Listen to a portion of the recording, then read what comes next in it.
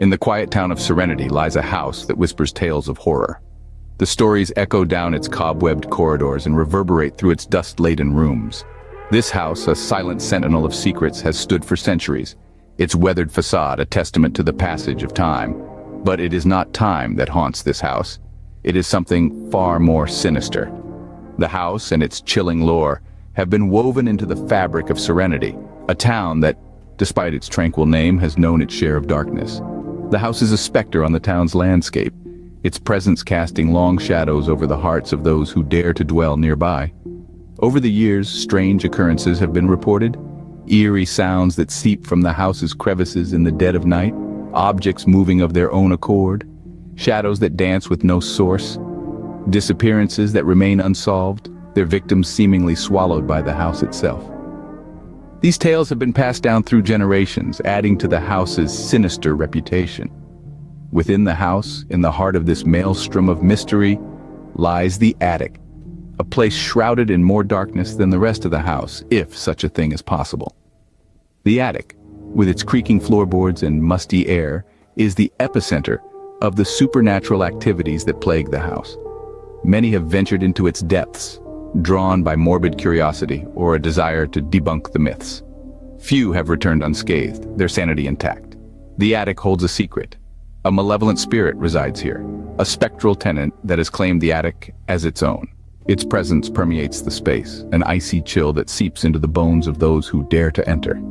Its whispers echo through the rafters, a spectral symphony of terror that reverberates in the hearts of the living. A malevolent spirit resides here in the attic, a secret that has plagued generations. And as we delve deeper into this chilling tale, remember, fear is only the beginning.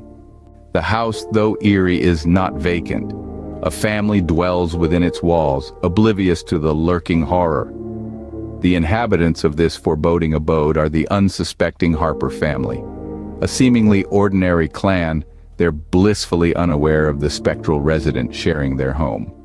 The Harpers consist of Patriarch George, a pragmatic businessman who dismisses the supernatural as mere superstition, Matriarch Julia, a sensitive artist who's more attuned to the unseen, and their two children, the curious teenager, Lily, and her younger brother, Toby, who possesses an uncanny ability to see beyond the veil of reality. Their first encounters with the supernatural are subtle, almost imperceptible. It starts with an inexplicable chill in the attic, an echo of a child's laughter when the kids are at school, or the faint scent of roses in Julia's studio, a room that hasn't seen a bloom in years. George dismisses these occurrences as the product of an overactive imagination, but Julia isn't so sure. She feels a presence, a lingering sadness that seems to seep from the very walls of the house. Meanwhile, Lily finds herself inexplicably drawn to the attic. She's fascinated by the old trinkets left by previous inhabitants and spends hours poring over dusty photo albums and yellowed letters. Little Toby, on the other hand, starts to speak of an imaginary friend, a woman in a white dress who sings lullabies to him at night. As the days turn into weeks, the occurrences grow more frequent, and even George can't ignore the mounting evidence. The once warm and welcoming home now carries a chill that seeps into the bones, and the family can't shake off the feeling of being watched. The house seems to breathe, to live, its heartbeat echoing in the silence of the night. Things were about to take a turn for the worse. The malevolent spirit was growing restless. The Harper family, once oblivious to the spectral presence in their home, now find themselves at the mercy of an entity that refuses to be ignored. As the family's encounters with the supernatural escalate, so does their fear. The house's malevolent secret is beginning to reveal itself, and the Harpers are caught in its chilling grip. As the supernatural events escalated, so did the terror within the hearts of the family members. A sense of dread permeated the house, chilling their bones and turning the once cozy home into an icy fortress of fear. The family, once jovial and lighthearted, found their laughter replaced by hushed whispers and uneasy glances. The children's vibrant drawings of sunshine and smiling faces were replaced by dark and unsettling sketches, the innocent joy of childhood tainted by the shadow of the attic. The nights were the worst. Sounds of scratching echoed from the attic, a sinister symphony that played on their nerves. The father, a robust man, began to grow pale and gaunt, his eyes haunted by the unseen terror. His once strong voice trembled as he tried to reassure his family, the fear evident in his words. The mother, a beacon of warmth and comfort, became withdrawn, her eyes constantly darting towards the ceiling, as if expecting the malevolent spirit to descend upon them at any moment. The children, too, were not spared. Their once vibrant eyes dulled by fear, they clung to their parents, their dreams filled with the horrors that lurked above. The once lively dinner table became a silent battleground, the clinking of cutlery against plates the only sound echoing in the oppressive silence. The house became a prison. The family, its unwilling inmates, the spirit, their merciless warden. The once mundane household tasks turned into a terrifying ordeal. Each creak of the floorboards, each flicker of the lights, a stark reminder of the malevolent presence that hung over them. The descent into madness was not a sudden plunge, but a slow, torturous crawl. With each passing day, the terror took root deeper within their hearts, the fear of the unknown twisting their minds into a labyrinth of dread and despair. Their sanity, once a sturdy fortress, began to crumble under the relentless assault of the supernatural. The attic, once just a storage space, had become the epicenter of their nightmares. The family sought to understand their tormentor, diving into the house's tragic history. They delved into ancient dust-laden documents, crumbling pictures, and long-forgotten letters, all whispering tales of the past. Each piece they unearthed was a fragment of a puzzle, a clue to the identity of the malevolent spirit that haunted their home. The spirit was once a vibrant young woman, full of life and laughter. She was the heart of the house, her joy echoing through its halls. But love, in its cruel whimsy, led her down a path of heartbreak and despair. Her lover, a dashing sailor, was lost at sea. His final letter, a promise of his return, was a poignant reminder of the life they could have had. Driven by grief, she locked herself in the attic, her heartache echoing through the house. Her spirit, unable to move on, became a part of the very fabric of the home, her sorrow seeping into the wooden beams and brickwork. Over time, her grief turned into anger, her love into obsession, and thus, the once joyful woman became the malevolent spirit that haunted the family. Expert interviews offer further insight into this transformation.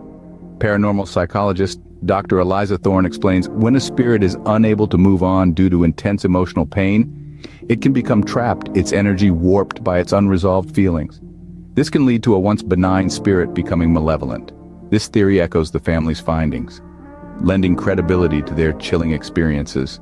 The spirit's tragic past was now clear, but its grip on the house was far from over. The family had uncovered the truth, but the question remained. Could they ever truly free the spirit and themselves from this perpetual cycle of torment? Only time would tell.